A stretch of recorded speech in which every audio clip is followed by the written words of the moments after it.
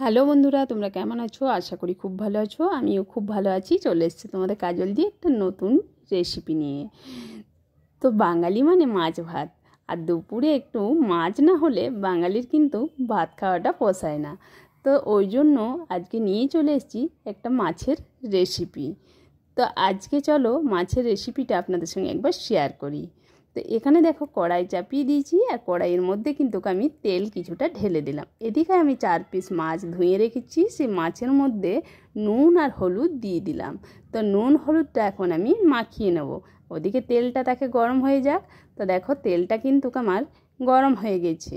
তো এবার আমি একটা একটা করে মাছ আমি তেলের মধ্যে ছেড়ে দেবো। তো এইখানে সুন্দর করে এখন আমি মাছগুলোকে ভেজে নেব। আর এদিকে দেখো কিছু মশলা আমি রেডি করে রেখেছি। তো এখন আমার মাছগুলো ভাজা হয়ে গেছে। তো মাছগুলো আমি একটা একটা করে তুলে নিলাম। তারপরে দেখো এদিকে কিন্তু আমি আলু কেটে রেখেছি। আলুটা আমি নুন হলুদ মাখিয়ে রেখেছিলাম। তো এই আলুটা আমি তেলের মধ্যে দিয়ে দিলাম। তারপর আলুটা একটু লাল করে ভেজে তুলে নিলাম। তেলের মধ্যে দিয়ে দিলাম আমি কালো জিরে আর একটা শুকনো লঙ্কা আর কালো জিরে দিলাম। এখানে আমি রেখেছি আদা রসুন পেঁয়াজ সব থেতো করে, আমি বাটিনি। বাটার থেকে না থেতো করাটা দিলে টেস্টটা অন্যরকম হয়। আপনারাও একবার দিয়ে দেখবেন, থেতো করে রান্না করে দেখবেন, টেস্টটা কিন্তু অন্যরকম হয়। তো এখানে আমি তেলটার মধ্যে দিয়ে দিলাম, ওইগুলো লাল করে ভেজে নিলাম। এর মধ্যে দিয়ে দিচ্ছি আমি টমেটোটাও একটু ভেজে নেব। তারপরে টমেটোটা যখন একটু সেদ্ধ হয়ে যাবে, তার মধ্যে দিয়ে দিলাম আমি একটু নুন দিয়ে আবারও নাড়াচাড়া করে নিলাম।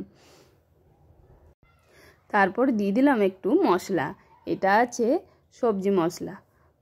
তো একটু সবজি মশলা দিয়ে দিলাম, আর একটু দিয়ে দিয়েছিলাম ওই সবজি মশলার সঙ্গে জিরে গুঁড়ো। আর এখানে আলুগুলো ভেজে রেখেছিলাম, আলুগুলো মশলার মধ্যে দিয়ে দিলাম। এখানে আমি একটু জল অ্যাড করলাম, জলটা দিয়ে আবারও একটু নাড়াচাড়া করে নিলাম। তো একটু নাড়াচাড়া করে তেলটা যখন মশলাটা যখন রেডি হয়ে গেল, তখন দেখবেন তেল ছেড়ে আসছে। তার মধ্যে একটু দিয়ে দিলাম আমি চিনি। তো চিনিটা দিয়ে আবারও একটু নাড়াচাড়া করে নিলাম। তো এখন আমার মশলাটা রেডি হয়ে গেছে, আর দেখো কালারটাও কিন্তু খুব সুন্দর এসছে। এখন আমি দিয়ে দেবো এখানে মাছগুলো একটা একটা করে দিয়ে একটু উলট পালট করে নেব। তার মধ্যে একটু জল দিয়ে দেব। জল দিয়ে দিলেই একটু ফুটে এলেই এখানে জল দিয়ে দিলাম, একটু ফুটে এলেই আমি দিয়ে দেবো ধনেপাতা কুচি। তো এখন আমার কাতলা মাছের কালিয়া কিন্তু প্রায় রেডি হয়ে গেল। তো চলো